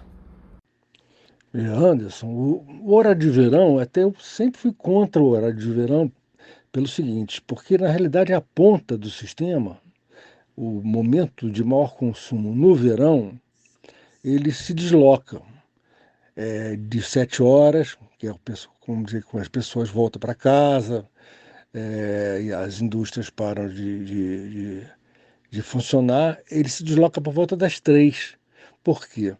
Porque o verão no Brasil, a gente está notando isso no comportamento da carga, o calor é que prevalece. Então, digamos, às 3 horas da tarde, os ar-condicionados estão todos funcionando a toda altura, e você tem uma ponta lá. Agora, com esse problema de que nós estamos com pouca água, num sistema que depende de 63% das hidráulicas, pode ser que agora o horário de verão ajudasse, porque por deslocar um pouquinho o consumo dos consumidores, você não tem a coincidência de consumo de residencial com industrial e assim por diante. Eu não vejo uma solução muito viável sem essa mudança do regime de consumo das indústrias, porque essa história de desligar a lâmpada, meu Deus do céu, eu não sabia fazer conta, né? Nosso consumo residencial é muito pequeno em relação ao consumo das indústrias. Agora, as indústrias, elas vão ter um impacto. Evidentemente que, se elas forem obrigadas a produzir de madrugada, elas vão querer serem ressarcidas. E isso pode diminuir o nosso risco, essa redução delas no momento da ponta, mas vai aumentar as nossas contas de luz, porque, evidentemente, quem vai pagar somos nós. Então, o Brasil vai, com certeza, não sei se eu já contei isso para vocês, né, que nós somos os vice-campeões de tarifa do mundo, calculado pela Agência Internacional de Energia, que faz da maneira correta, que compara o preço do quilowatt-hora em cada país com outros produtos e serviços, e nós só perdemos da Alemanha. Isso é um dado que eles fizeram, é um trabalho extenso, um trabalho que eles fizeram com os dados do Brasil de 2018. Então, veja, 2019, 2020 e agora 2021, com certeza nós vamos ultrapassar a Alemanha, ou seja, vamos nos vingar de uma maneira meio estranha daquele 7-1 dos alemães. Vamos ultrapassar a Alemanha. E veja, não adianta dizer que é imposto. A Alemanha cobra mais imposto que o Brasil, a Dinamarca cobra mais imposto que o Brasil, Portugal cobra mais imposto que o Brasil, a Áustria cobra mais imposto que o Brasil. Não estou dizendo que o imposto do Brasil é baixo, não é isso. Estou dizendo que a desculpa de que é um imposto que faz a tarifa ser alta não é verdade. Na verdade, nós estamos pagando uma energia cara porque nós não seguimos um planejamento razoável para o nosso sistema. Agora, Roberto, o presidente da Agência Nacional de Energia Elétrica, a ANEEL, disse na terça-feira que há um déficit de arrecadação no setor de energia no país na casa dos 5 bilhões de reais. Essa informação está correta? Há todo esse rombo, Roberto? E por que ele se dá? É por conta da necessidade de utilização das usinas termoelétricas? Esse caso das termoelétricas é uma coisa que os consumidores não conseguem entender. Você se lembra do racionamento de 2001? Evidentemente que os sinais Já estavam dados lá desde 1997, 98. Bom, por que aconteceu aquele plano prioritário de termoelétricas? Porque quando o governo Fernando Henrique anunciou a venda das usinas da Eletrobras, evidentemente o capital disse assim, opa, não vamos construir nada, vamos esperar porque a Eletrobras vai ser vendida, nós vamos comprar usinas prontas, funcionando, no dia seguinte que a gente comprar a gente já está faturando. Eles estão errados? Não, quem está errado somos nós. Nós não sabemos privatizar. Não estou defendendo privatização, estou dizendo que quando você privatiza um ativo construído pelo Estado, pronto e funcionando, você tem que exigir do comprador que ele amplie o investimento. Você compra a usina de Furnas, mas você vai ter que construir uma outra usina em outro lugar, ou, por exemplo, tem que expandir essas linhas de transmissão, ou você tem que construir eólicas, alguma coisa que esteja assinada num contrato. Se o investidor que comprou a usina de Furnas não cumprir, ele perde a concessão imediatamente. Isso é que é tentar privatizar mantendo o interesse público. Bom, o que aconteceu?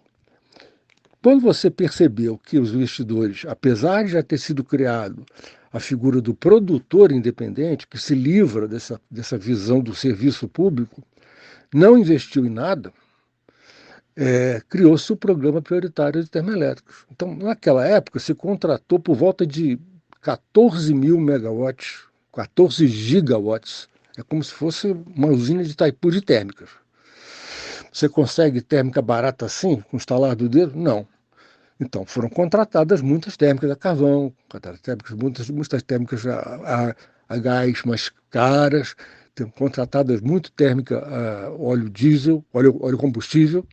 Bom, e aí nós seguimos em frente, onde no racionamento o consumo caiu, e se você olhar os dados, você vai ver que essas térmicas contratadas lá perto do racionamento, elas não funcionaram depois do racionamento. Por quê? Porque o consumo caiu e, portanto, elas passaram a ser praticamente inúteis. Só que no Brasil, quando uma usina térmica ela é contratada como uma espécie de seguro, acha que ela fica sem receber nada? Não, ela recebe dinheiro, ela pode vender a energia que ela tem direito e que, na realidade, é gerada pelas hidrelétricas. Bom, aí você teve um período onde o mercado livre, né, que é essa parte do mercado que começou lá com menos de 1% da carga e hoje é por volta de 30%, reparem, é lamentável dizer isso, mas quem plantou o mercado livre foi o governo Lula. Em 2012 ele já era por volta de 30%. E se você olhar os preços que foram praticados no Mercado Livre, foram muito baixos. Por quê? Porque sobrou energia em função da queda do consumo no racionamento, porque ocorreram 3 anos de grandes chuvas, 2009, 2010 e 2011. Bom, e aí o Mercado Livre se acostumou com o seguinte, para que eu vou investir em usina? Porque se eu posso comprar energia a preço baixo.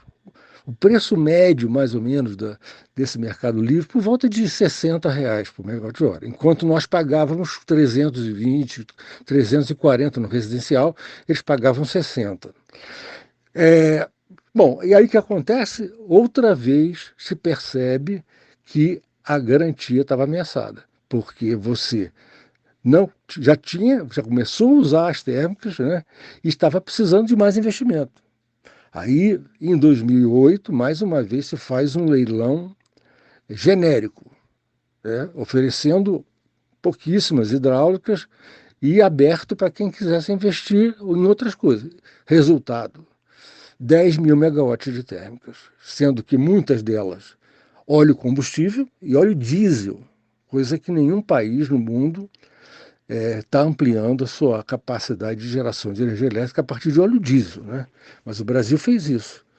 Bom, e aí se liga as térmicas, né? A partir de 2013, elas ficam ligadas quase que 2 anos no máximo, mas mesmo assim, com falta de investimento, você não consegue recuperar os reservatórios, porque Evidentemente que houve uma redução das afluências e a gente deve entender por quê, né? Porque temos também o desmatamento. Eu não sou especialista nisso, mas todo mundo, me parece, que está agora mais convencido de que o desmatamento tem a ver com os tais rios voadores que afetam as afluências dos rios do Sudeste. Bom, e aí você começa a chegar num ponto onde você tem que, o ONS tem que fica obrigado a usar térmicos que custam mais de R$ 1.000 por megawatt-hora. Ele não pode fazer isso da cabeça dele. Ele tem parâmetros fixados de acordo com o mercado, de acordo com os agentes. O ONS não é uma empresa pública, é uma empresa mista, né? Ali tem a presença de setores privados, tem comercializadores. Então, ele aí é obrigado a usar essas térmicas. Só que, justamente por não ter uma justificativa, ele, no período úmido, começa a desligar algumas térmicas caras. E aí, evidentemente, quem gera no lugar dessas térmicas caras são os reservatórios. E aí começa o esvaziamento, lá a partir de 2016, começa o esvaziamento. Então, o que a gente precisa convencer é o seguinte: há um discurso dos favoráveis às térmicas, de que as térmicas são o seguro, são a salvação das hidrelétricas. Não, isso não é verdade no sistema brasileiro. Quando você tem água, você prefere não usar térmica. Graças a Deus o operador faz isso. Então, no Brasil, você pode dizer que térmica cara esvazia reservatório. Foi isso que aconteceu.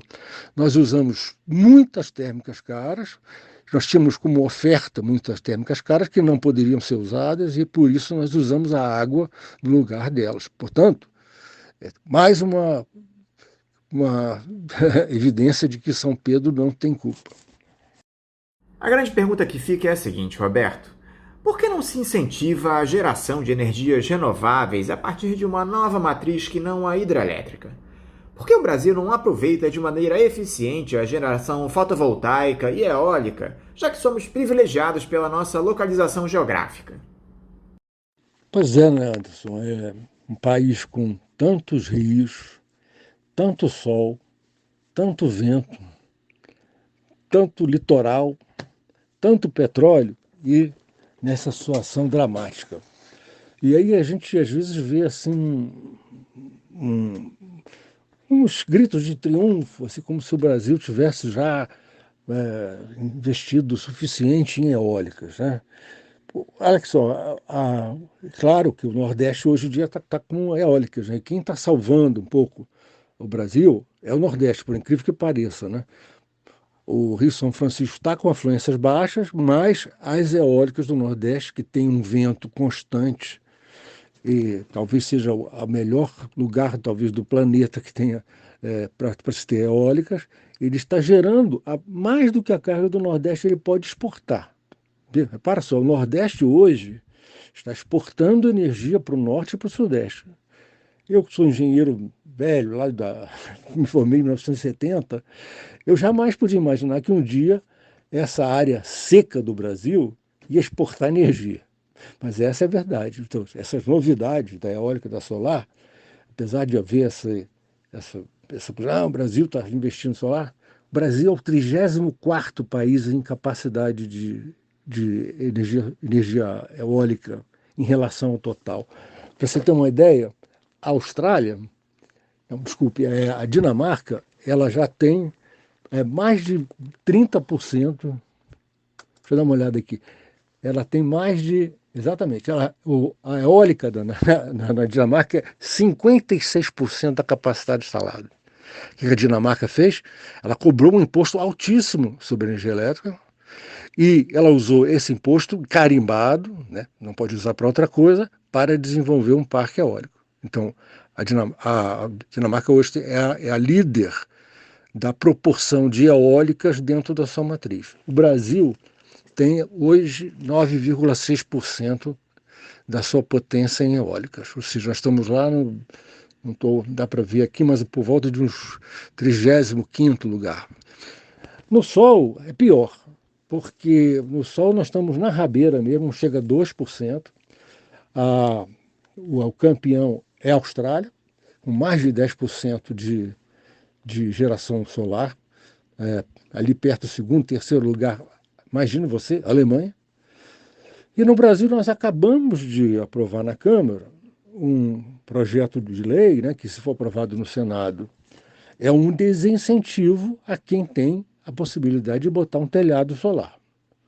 Por quê? Você vai pagar pelo uso da rede. Olha que doideira, né? Se você bota um telhado solar, evidentemente, precisa ter um telhado muito grande para ele poder gerar o que consome uma geladeira, uma máquina de lavar, um forno micro-ondas, um aspirador. Entendeu? Não precisa ser milionário. Basta ter alguns eletrodomésticos que consomem energia. O telhado que você vai botar, ele vai atender uma parte do que você consome. Ou seja, você vai para o sistema, você vai estar consumindo menos. Tá? E às vezes, quando o sol está no pico, não tem uma nuvem no céu, pode ser que você não esteja consumindo tudo e você exporta essa energia.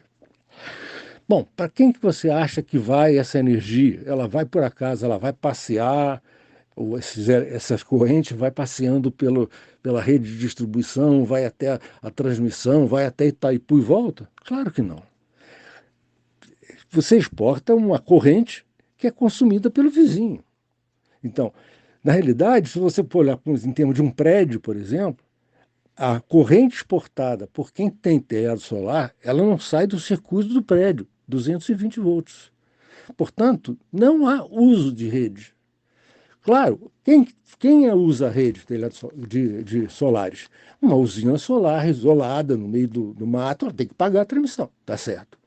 Pode ser que um centro comercial, não dá para a gente saber, teria que fazer umas contas. O que é importante era que não houve nenhuma diferenciação entre a quantidade de energia solar produzida por alguém que investe numa usina, né, investe numa usininha, diminui seu consumo para o sistema e vai ser taxado como se fosse uma usina no meio do mato.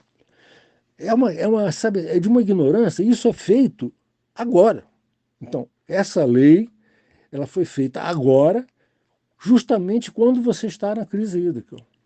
Ou seja, parece que esses caras, os assessores deles, parece que eles estão em outro país, né? Onde está sobrando energia, os rios estão caudalosos, tem vento aberto, está sobrando energia, não tem nem para quem vender. Então vamos taxar o sol.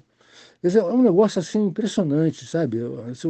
O que mostra o seguinte: a nossa crise é muito séria, porque ela é muito baseada na desinformação. A nossa mídia, ela bloqueia alguns assuntos. Então, toda vez que eu já fiz vários artigos em jornal, às vezes falei em rádio, em televisão, quando você diz que não houve investimento do setor privado, isso geralmente é editado e é cortado. Por quê? Porque, na realidade, o que o Paulo Guedes está tentando convencer os desinformados é que o setor privado vai salvar o Brasil. O que não é verdade. Basta você olhar os dados. Então, só para você ter uma ideia, só 8,5% das nossas hidráulicas foram construídas pelo setor privado. Construídas desde o início. O que é o resto? O resto ou foi construído em parceria com o setor estatal, como é o caso das parcerias com a Eletrobras, que são quase 17 mil megawatts, né? Teres Pires, Belo Monte, Três Irmãos, Santo Antônio, Giral. Olha, gente, essas usinas são privadas. A Eletrobras ofereceu parceria, ela tem 49%. Portanto, o Brasil, veja como é que não sabíamos privatizar, né? A Eletrobras assume vários custos administrativos e questões ambientais, passa a ser minoritária, e uma usina como essas usinas que muita gente pensa que é estatal, são de controle privado. E as outras usinas que estão na mão privada foram compradas prontas. Então, na realidade, nós temos uma amostra de que não é possível se confiar totalmente no setor privado para expandir o sistema. Na realidade, nós precisamos, mais ou menos, de 1.500 megawatts médios por ano por ano a mais. Cada ano você tem que botar mais 1.500 megawatts médios. O que é 1.500 megawatts médios? São quase que 2 usinas, como em Itumbiara, por exemplo, que tem 2.000 megawatts.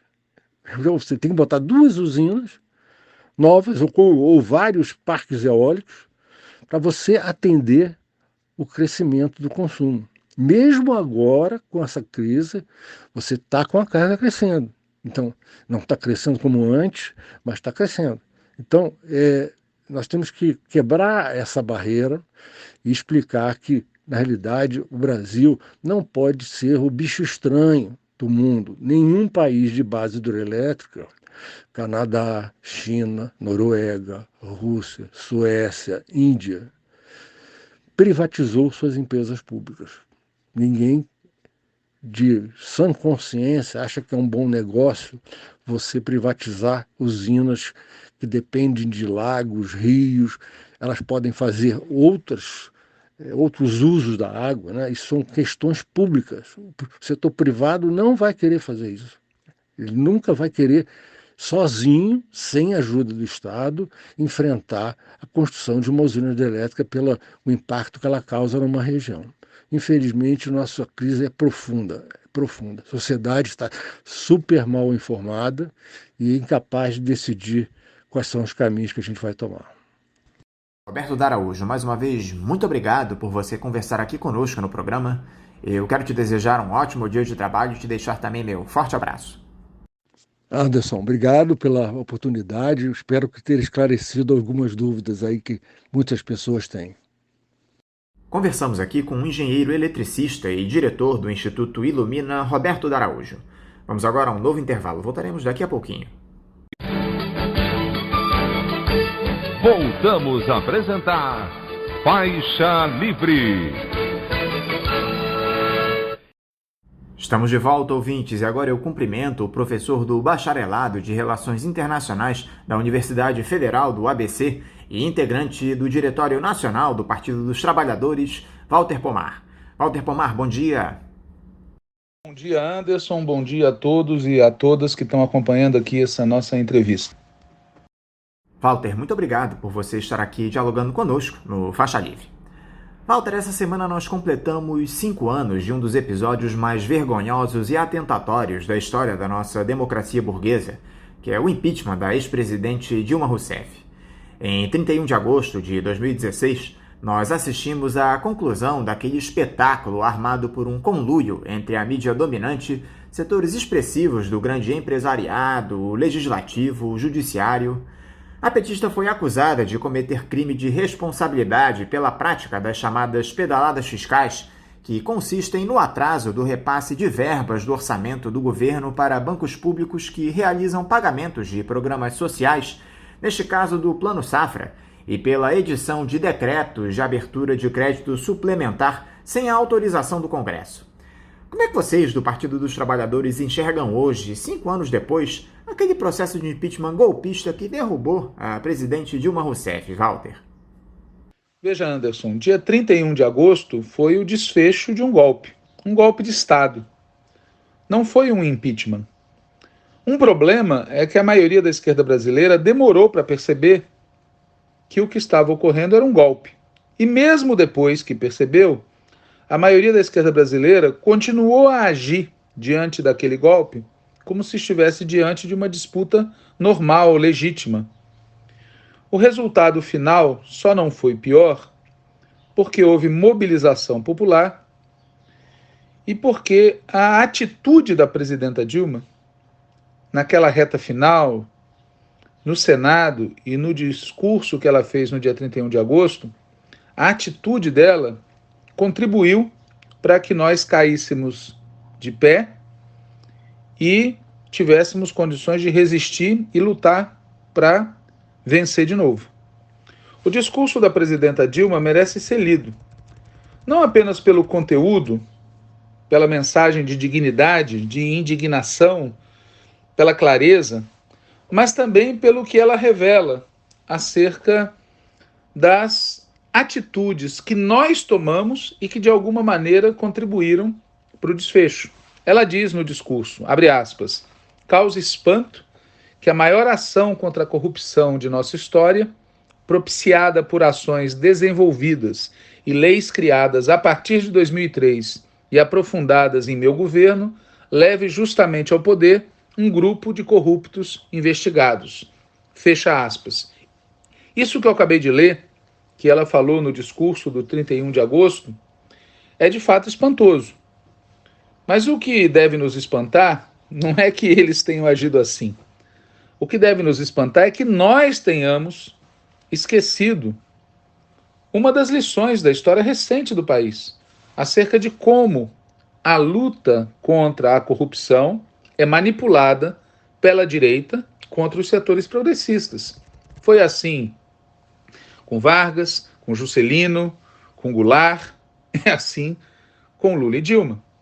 E causa mais espanto ainda que nós tenhamos contribuído para fortalecer vários dos instrumentos e várias das leis que foram utilizadas contra nós no processo golpista. Não só nesse tema da corrupção, mas também no que diz respeito à escolha de aliados, como Temer, que não caiu na vice-presidência de paraquedas, no que diz respeito à atitude frente ao oligopólio da comunicação, que na véspera do golpe continuava publicando páginas e páginas de publicidade do governo federal, na atitude frente às Forças Armadas, que foram fundamentais para o desfecho do golpe. A verdade é que a República Brasileira nunca foi muito democrática, né? Da proclamação até 1930, nós tivemos governos oligárquicos eleitos por uma minoria do povo e num processo eleitoral totalmente viciado. De 30 até o final de 45, nós tivemos uma ditadura que assumiu diferentes formas, nenhuma das quais pode ser considerada democrática do ponto de vista da maioria do povo. Do final de 45 até 1º de abril de 64, a gente teve um período de certas liberdades democráticas, mas cheio de obstáculos contra os camponeses, contra os trabalhadores, contra os sindicatos, contra a esquerda, especialmente contra os comunistas. E foi um período cheio de golpes, desde os fracassados, como aquele de 1954, que foi interrompido pela reação popular ao suicídio do Vargas, até o golpe tragicamente vitorioso de 1º de abril de 64, um golpe militar. E aí tivemos mais 21 anos de ditadura. E em 1985, o que veio foi um governo de transição, presidido pelo ex-presidente do Partido da Ditadura, eleito por um colégio eleitoral que foi até 89. E de 89 até 2016, aí sim, transcorreu o mais longo e mais amplo período de liberdades democráticas da nossa história. Não foi a quinta maravilha do mundo, porque tinha a influência do poder econômico, o oligopólio da comunicação, uma Câmara de Deputados eleita sem respeitar plenamente a proporcionalidade do um cidadão, um voto, um Senado sem proporcionalidade alguma, mas com direito de Câmara Revisora, etc, etc. Apesar de tudo isso, foi o mais amplo período de liberdades que nós tivemos desde a proclamação da República. E isso explica porque foi exatamente nesse período que, além de 13 anos de governos neoliberais, a gente tenha tido cerca de 14 anos de governos encabeçados pelo PT. E isso foi mais do que suficiente para que a classe dominante brasileira agisse de novo no modo golpista que lhe é característico, né? Em 2005, eles acharam que Lula sangraria até perder as eleições de 2006, mas Lula venceu, assim como Dilma venceu em 2010. Em 2014, a classe dominante achava que ia ganhar, mas Dilma ganhou no segundo turno da eleição, com 51,64% dos votos. E foi nesse dia exato que as elites, capitaneadas então pelo Aécio Neves, decidiram não esperar 2018, decidiram não correr o risco de perder de novo e foram para o golpe. E para isso inventaram um pretexto com base no qual moveram esse processo ridículo, intitulado das pedaladas fiscais. E era inevitável que eles tentassem, portanto, um golpe contra nós. Mesmo assim, há gente, no PT inclusive, que acha que o golpe foi resultado não desse comportamento, digamos, atávico das nossas elites, mas sim de erros cometidos por nós. Veja, por exemplo, o governador do Piauí, o companheiro Wellington, que disse numa entrevista para a revista Veja, veja só, para Veja, disse o seguinte: olhando para trás, acho que se Lula tivesse sido candidato em 2014, creio que não teríamos enfrentado os problemas que enfrentamos. Fecha aspas. Essa opinião do Wellington, que é de muita gente, e que no fundo é atribuir a presidenta Dilma a responsabilidade pelo golpe é totalmente equivocada. Com Lula também eles tentariam um golpe. Aliás, eles prenderam Lula depois, né? Isso faz parte do golpe. O golpe, ou melhor dizendo, a tentativa de golpe por parte da elite era inevitável. A vitória do golpe é que não era. Mas para derrotar o golpe era preciso outra política, não apenas outras pessoas na presidência da República, como dá a entender o Wellington. Outra política que fosse diferente daquela ideia, se a gente for moderado, eles vão ser moderados. Ou das ilusões, por exemplo, do Franklin Martins, segundo o qual a elite tinha feito as pazes com a democracia. E era necessário, para derrotar a tentativa de golpe, que ocorreria de qualquer maneira, saber que haveria um golpe. Ontem, a presidenta Dilma deu uma entrevista onde ela diz mais ou menos o seguinte, que ela gostaria de conhecer se existisse alguém que antes de 2015 duvidasse da democracia instalada em 1988. Bom, eu posso dizer aqui o seguinte, vários setores do PT, inclusive o setor de que eu faço parte, diziam já em dezembro de 2014 que nós podíamos sofrer uma tentativa de impeachment e falávamos já no início de 2015 que a gente precisava de um partido para tempos de guerra, porque a elite brasileira tinha decidido virar o jogo. Infelizmente, prevaleceu, como eu já falei, uma outra posição, e o resultado disso foi que o golpe, que inevitavelmente seria tentado, foi vitorioso. O Brasil pós-impeachment, Walter, se tornou o país que aquela turma que engendrou o golpe, o senhor Eduardo Cunha, o Michel Temer, o próprio Aécio Neves, entre muitos outros, alardeou que seria. Quais foram os efeitos práticos do impeachment da Dilma, Walter? Veja, a presidenta Dilma, em uma das atividades que ocorreram ontem, para marcar os 5 anos do golpe, ela disse que não imaginava os recursos e a ousadia dos setores que apoiariam o governo neoliberal, né? Na verdade, essa bola já estava cantada na Ponte para o Futuro, nome do documento lançado pelo golpista Michel Temer e seu partido também golpista, o MDB. Não se tratava de uma ponte para o futuro, mas sim de uma ponte para o passado. O que esse governo está fazendo, assim como o governo Temer antes dele, é levar o Brasil um século para trás, fazer o Brasil voltar aos dilemas que nós tínhamos pré-Revolução de 30. E isso não ocorre por acaso. Existe uma crise mundial e existe uma crise nacional.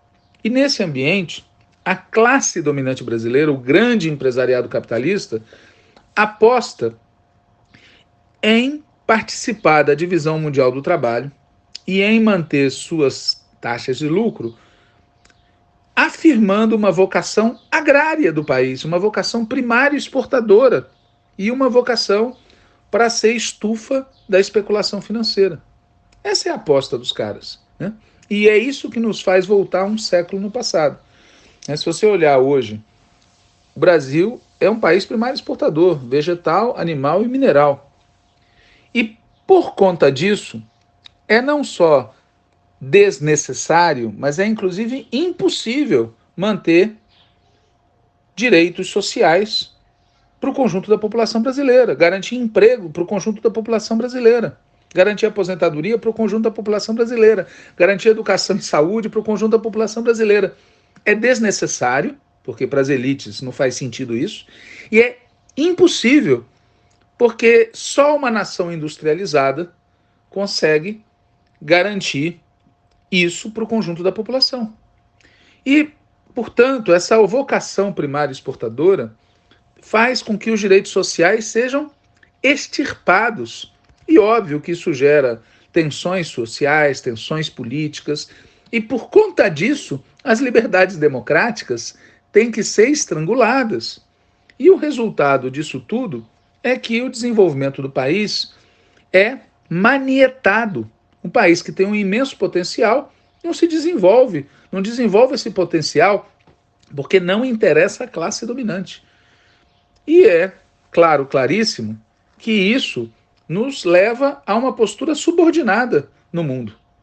Subordinado a quem for a política, a quem for a potência dominante, no caso, aos Estados Unidos.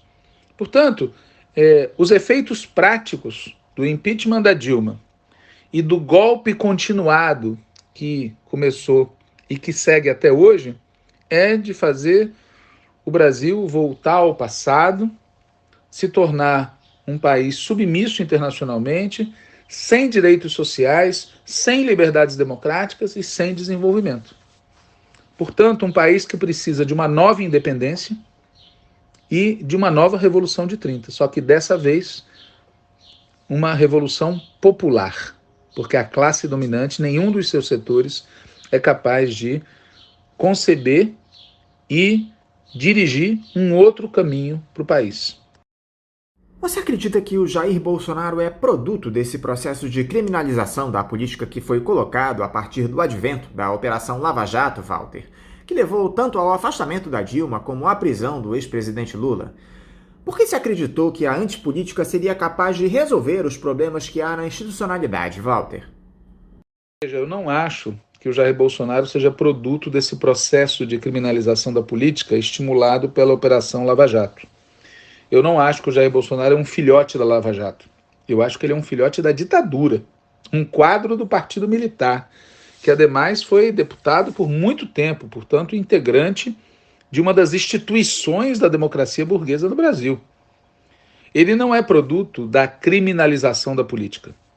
Ele é um exemplar típico da política criminosa implementada por um amplo setor da classe dominante brasileira.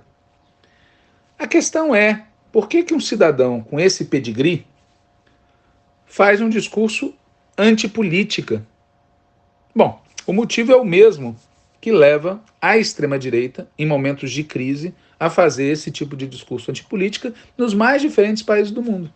Esse discurso, ele dialoga com uma parte da classe trabalhadora que não tem consciência de classe, que não está organizada como classe para fazer política em defesa dos seus próprios interesses e que tem todos os motivos do mundo para desconfiar e ter raiva da política burguesa tradicional.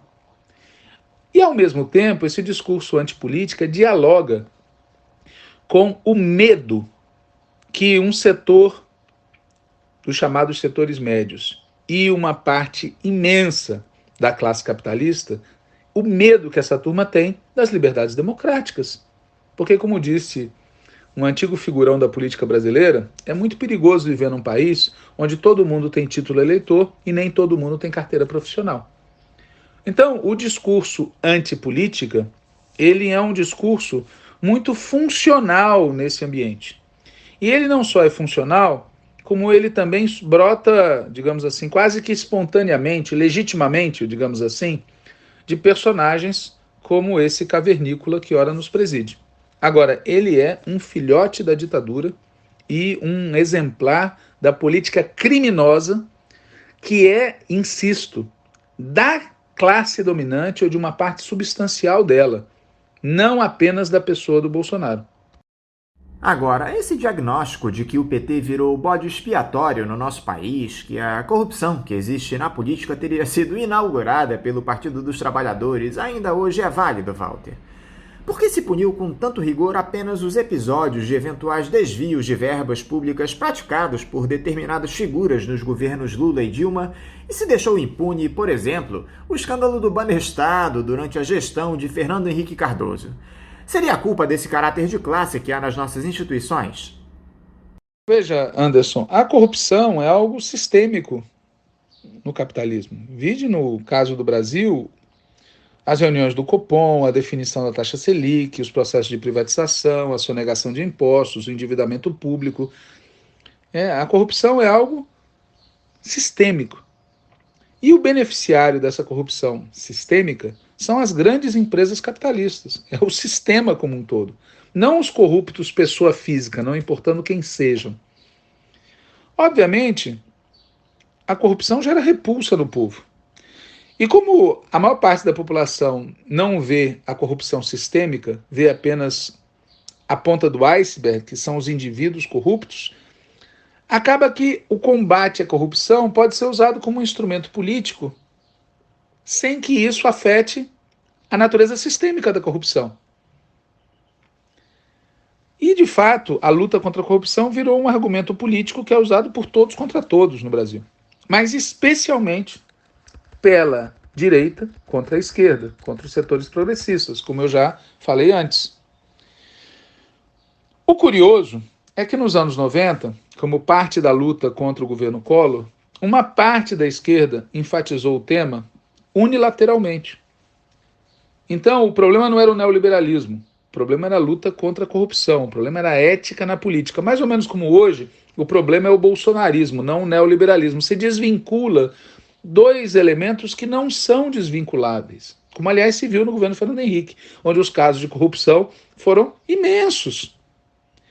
Portanto, nos anos 90, uma parte da esquerda enfatizou de tal maneira o tema da ética na política, o tema da luta contra a corrupção, como se isso fosse uma espécie de Deus ex machina, né? Bastava falar disso que estava tudo resolvido, que isso nos fez perder de vista a natureza sistêmica da corrupção. E pior, ao mesmo tempo que se fazia esse discurso, se estabelecia o sistema de financiamento empresarial privado das campanhas eleitorais e dos partidos, inclusive da esquerda. Então, quando a direita nos atacou, usando como argumento o tema da corrupção, a nossa guarda estava totalmente baixa. Porque a gente tinha transformado esse tema num tema importantíssimo, sem perceber que a gente estava fazendo isso, enfatizando não a natureza sistêmica, mas sim o comportamento dos indivíduos, e ao mesmo tempo a gente estava envolvido num sistema de financiamento empresarial privado, permitido por lei, que obviamente é promíscuo. Então, quando a direita nos atacou, a guarda estava baixa, a tal ponto que na época, em 2005, tinha gente que dizia que o assunto ia virar piada de salão, que o PT fez apenas o que todos faziam, achando que não ia dar em nada. E pior, repetindo argumentos falsos. Não é verdade que o PT fez apenas o que todos faziam. O PT não fez o que todos faziam. Os problemas existentes no PT não são comparáveis ao que acontece nos partidos de direita. Simplesmente isso, factualmente, historicamente, não tem comparação possível. E, infelizmente, mas compreensivelmente, alguns setores da esquerda compraram esse discurso absurdo, né? O PT é o partido mais corrupto da história do Brasil, o escândalo de corrupção da Petrobras, e assim vai. Teve até setores da esquerda que viraram lavajatistas, né? Bom, qual é a moral da história? A moral da história é que integração à ordem para um partido de esquerda é um desastre. É um desastre total. A esquerda tem que ser antissistêmica. E é um desastre, inclusive, porque na vida real a esquerda não se integra. Os setores da esquerda que se integram traem a esquerda, deixam de ser de esquerda. E nesse movimento de integração, você não se converte em parte do lado de lá, mas perde a confiança de uma parte do lado de cá. Hoje, esse tema precisa fazer parte da nossa disputa política ideológica. É sabido que tem pessoas que dizem, não, vou votar na candidatura da esquerda esse ano, apesar de que, e aí repete o mesmo discurso da direita. Né? Nós não podemos aceitar sobre nós aquele discurso que era feito em relação ao ademarismo. Então, é preciso, sim, que a gente faça um combate frontal contra a corrupção, mas é preciso entender que o nosso combate frontal contra a corrupção é um combate que faz parte da luta contra o capitalismo, porque o capitalismo é corrupto. O impeachment da ex-presidente Dilma deixou alguma lição ao PT, Walter? Algum aprendizado pôde ser tirado depois desse episódio trágico da nossa política que cassou ilegalmente o mandato de uma mulher legitimamente eleita? Veja, o PT é que nem Minas Gerais, são muitos. Portanto, diferentes setores do PT tiram diferentes lições acerca do golpe. Do meu ponto de vista, a lição principal é que a classe dominante brasileira é essencialmente golpista. Por quê? Porque a classe dominante brasileira mantém funcionando uma sociedade que é uma das mais desiguais do planeta. E é essa desigualdade que permite a eles lucrarem brutalmente e transferirem uma parte da riqueza nacional para os seus sócios estrangeiros. E um país com tanta desigualdade social não pode ter liberdades democráticas, porque liberdades democráticas significa que o povo pode se organizar e lutar contra a desigualdade. Por isso que a classe dominante brasileira, ela é essencialmente antidemocrática, é essencialmente golpista. Um país em que todo mundo pode ter título eleitoral e nem todo mundo pode ter carteira profissional é um país perigoso para a classe dominante. Agora, tem muita gente no PT que não entende assim, muita gente na esquerda brasileira que não entende assim, e que fica acreditando em frente ampla, fica acreditando em vocação democrática do líder XYZ, né? Teve gente até que escreveu carta para o Dória, esse que entregou a Paulista para os bolsonaristas e quer proibir que a oposição ao Bolsonaro faça atos no dia 7 de setembro, né? No fundo, o que ocorreu aqui no Brasil depois do golpe de Estado contra a presidenta Dilma, lembra o que ocorreu também no Chile. Lá no Chile, uma parcela da esquerda, ao invés de tirar lições corretas do golpe, começou a achar que o problema tinha sido o comportamento da própria esquerda e não o comportamento da classe dominante chilena. Enfim, as lições que a gente deve tirar, na minha opinião, são as de que não se deve confiar na classe dominante e no seu compromisso democrático nem um tiquinho. Mudando um pouquinho de assunto, Walter, como é que você tem observado essa atuação do ex-presidente Lula em oposição ao Jair Bolsonaro? As escolhas que ele e o partido fizeram, privilegiando a sucessão presidencial no ano que vem, dando pouca ênfase à necessidade do afastamento imediato do Jair Bolsonaro, são as mais corretas para o momento que o país atravessa? Veja, a defesa do impeachment imediato do cavernícola é não apenas legítima e não apenas legal, como também é politicamente indispensável, porque cada dia a mais desse cidadão na presidência da República é uma ameaça. Ameaça à saúde pública, ameaça ao bem-estar social, ameaça às liberdades democráticas, ameaça à soberania nacional, ameaça ao desenvolvimento e ameaça ao próprio resultado da eleição de 2022. Não só porque ele tem instrumentos que podem reverter a situação a favor dele, mas porque também ele está construindo o discurso e os instrumentos para virar a mesa caso o resultado das pesquisas de hoje se confirme na eleição presidencial. Então, a luta pelo impeachment do Bolsonaro é muito importante. Agora, acontece que há setores da esquerda brasileira que subestimam a importância dessa luta.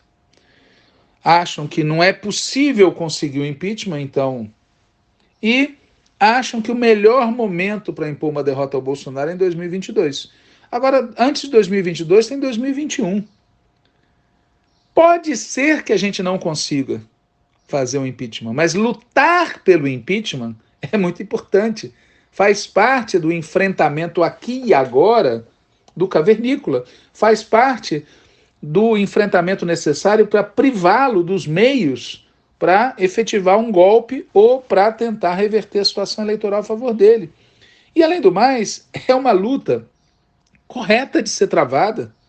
É importante que o povo brasileiro veja que existe uma parcela importante da população que não aceita ser governada por um miliciano, por um genocida, por um golpista. Isso faz parte da educação política do povo também. Então, é necessário combinar a preparação para a disputa eleitoral com a mobilização imediata pelo impeachment do cavernícola. Para encerrar, Walter, o caminho para 2022 de uma candidatura de oposição que queira superar o bolsonarismo nas urnas é essa ampla coalizão com setores do grande capital, algo que o próprio Lula tem defendido nas entrelinhas. Não é possível se imaginar uma chapa genuinamente de esquerda que defenda integralmente os direitos dos trabalhadores, um Estado nacional forte, reestatizando empresas, paralisando imediatamente esse processo de entrega das nossas maiores riquezas. É uma utopia pensar nisso nesse momento, Walter? Veja, o nosso problema é duplo, né? É derrotar o bolsonarismo e derrotar o neoliberalismo. E derrotar o bolsonarismo não é apenas derrotar a pessoa do Bolsonaro. E a derrota do bolsonarismo e do neoliberalismo não se limita à eleição de um presidente. Há um conjunto de medidas que serão necessárias para reverter, anular, desfazer o que esses caras começaram a fazer do golpe para cá. E para fazer isso, para anular as ações práticas do golpismo, vai ser necessária muita força, disposição e clareza programática da parte da esquerda brasileira. Então a pergunta que deve ser feita é: a direita gourmet, o centro-direita e o centro, seja lá o que isso for, que tem apoiado desde 2016 as medidas programáticas do golpismo, votado no teto, votado nas privatizações, votado nas chamadas reformas, né? Na verdade, contra-reformas previdenciária, trabalhista, etc, etc. Esse pessoal vai agora apoiar o oposto disso? Vai apoiar um programa que visa desfazer o que o golpismo fez? Vai apoiar, por exemplo, a reestatização dos Correios, da Eletrobras? Vai apoiar o restabelecimento da legislação do pré-sal? Eles vão apoiar isso? Porque se eles não vão apoiar isso, não tem o menor sentido em falar em ampla coalizão, seja com setores do grande capital, seja com setores da direita gourmet, seja com quem for. Nós precisamos fazer uma aliança com o povo, ganhar maioria na sociedade brasileira para um governo que seja anti-bolsonarista e anti-neoliberal na prática. Porque essa aliança com o povo é que vai nos permitir ter força para implementar o programa que nós precisamos para voltar a embicar o país em direção à soberania, às liberdades, aos direitos, ao desenvolvimento. Walter Pomar, mais uma vez, muito obrigado por você conversar aqui conosco no programa. Eu quero te desejar um ótimo dia de trabalho e também mandar aqui meu forte abraço. Obrigado, Anderson. Obrigado aos ouvintes aí do Faixa Livre. Grande abraço e fora Bolsonaro. Conversamos aqui com o professor do Bacharelado de Relações Internacionais da Universidade Federal do ABC e integrante do Diretório Nacional do Partido dos Trabalhadores, o PT, Walter Pomar.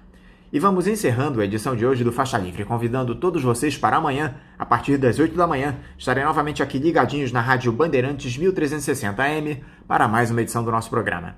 Um abraço a todos vocês e até amanhã!